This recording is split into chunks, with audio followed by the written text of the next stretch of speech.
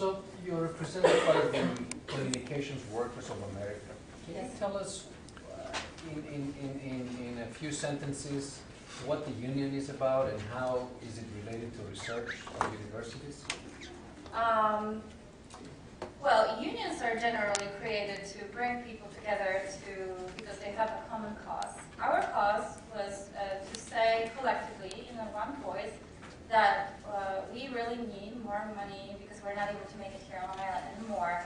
And so union itself is not directly related to research and doing the research, but you know that the unions are representing people in all different types of fields. They're representing people that are doing, they're working in car factories, but they're also representing artists or people in the film industry. So I don't see why we collectively could not be represented by a union doing research. Why not? Well, one of the reasons may be that they are negotiating on your behalf, and if they don't know the essence of doing research in the university, they might not be negotiating in the right way on your behalf. However, you may not know, but I think you do know that there are representatives of research assistants at the table. I'm one of them.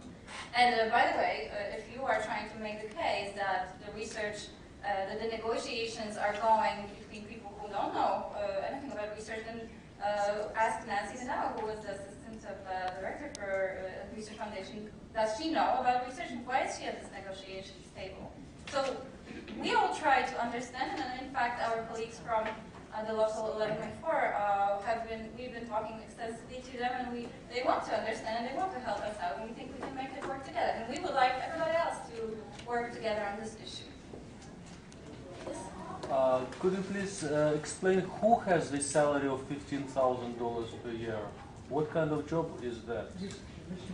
I think it's less than PhD minimum salary.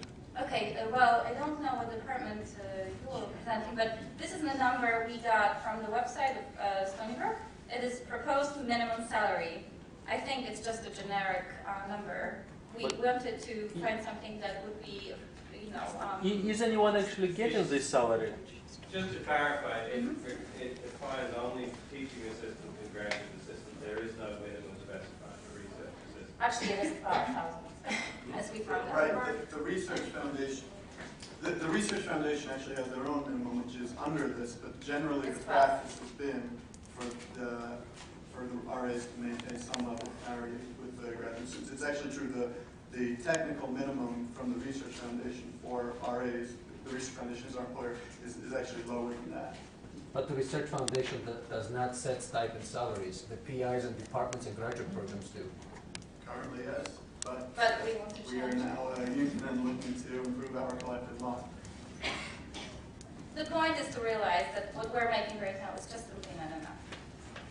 We need to better it. And a similar question was, do you know how the salaries are distributed across the departments? Physics, we certainly pay more than... Physics? Yeah. Well, yes, we are allowed to have this data, but because this is in a subject of negotiations, we're not presenting this data publicly. We're obligated to be confidential. And departments like physics supplement it because if they did offer 15,000, they wouldn't get any graduate students to come here, and that puts a burden on the departments. So if we could alleviate this burden, we could get more graduate students and better, higher quality grad students because there's a competitive advantage to come here. So, this would be unburdening the departments that are already strapped. What is it that you're looking for the faculty? We would like you to support us, not to look down upon us when we're trying to have this contract. We would like you to agree with us that we would like to get some sort of mechanism to establishing salaries.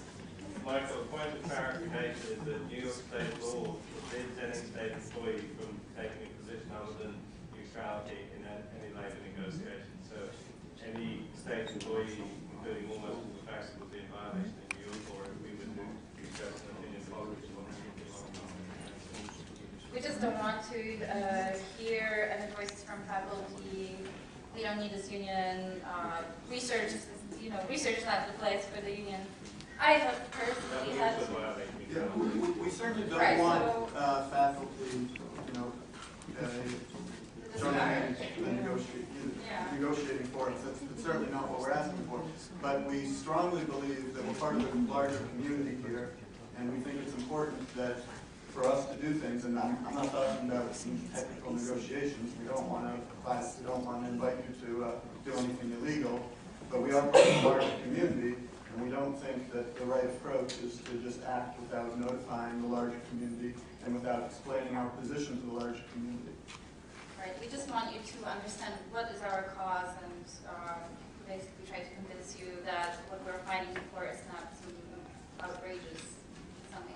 This is not about getting rich here. It is about making it in a relatively short period of time on a livable wage and getting a great PhD or master's and moving on to continuing research. Just one last question for Martin. Is it then there's no reason why faculty members or state employees as individuals can't support the right of a group of people to form a community? Is there?